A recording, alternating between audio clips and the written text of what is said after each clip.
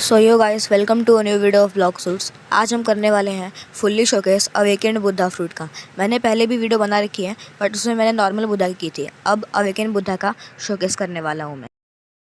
हमारे पास first move है इसका शिफ्ट, जो हमें ऐसे ट्रांसफॉर्म कर देता है।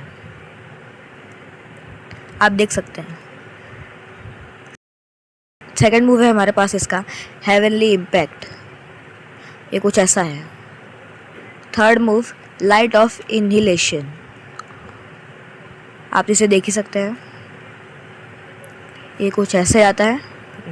Crazy fourth move retribution dash, crazy ये मूव कुछ ज़्यादा ही क्रेजी है। एंड लास्ट मूव बहुत खतरनाक मूव है, ये ट्वाइलाइट ऑफ द गॉड्स, आप इसे देख सकते हैं। ये बहुत ज़्यादा डैमेज करता है, इसका AOE बहुत अच्छा है। Thank you for watching my video guys, please don't forget to like share and subscribe. Bye.